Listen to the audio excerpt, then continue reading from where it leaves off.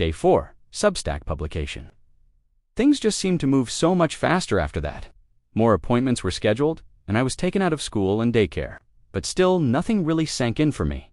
I still didn't understand any of it. All I knew was that I had never seen my parents look so defeated. They tried to hide it, but I could see through it. I've always been a true introvert, so being observant came naturally to me. For me, the first reality check moment came when I had to give up martial arts. I can still vividly picture it. I went in like any other day, fully clothed and ready to learn and fully participate. I warmed up with everyone and did the exercises. And then, as everyone ran off to put their gear on, my parents and sensei pulled me to the side to have a conversation. All of them bent down on one knee as they broke the news to me that because of the journey I was about to take with chemotherapy, I would have to get a port, and that meant no more contact. This broke me. Up to this point, I was still a happy, spirited kid who was fine being alone and liked to climb on everything. But in that moment, I felt like my life was over. I wasn't even a full belt away from becoming a black belt. I only had a few stripes left to get. But before a tear ever fell, anger stepped in. I didn't want to cry in front of everyone. They tried to give me the option of sticking with it for as long as I could, but I wanted no part of halfway doing it.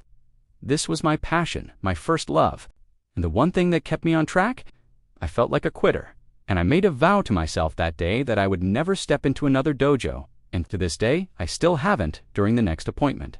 Both of my parents were there, and my oncologist went over everything, stating where my 5 tumors were and gave them the options for an attack plan, which pretty much boiled down to 2 years of treatments, with a port or a shorter span of time, with stronger doses and a Hickman line. And as soon as my mom saw what the Hickman line looked like, and she learned that it would have to be flushed, she didn't want to hear any more about that plan. So, the 2-year plan it was. Being put to sleep to have a port put in wasn't so bad. Definitely not after being awake for my first bone marrow and spinal tap. Plus, I didn't have to worry about it anyway, because I also had to remain in the hospital for my very first treatment.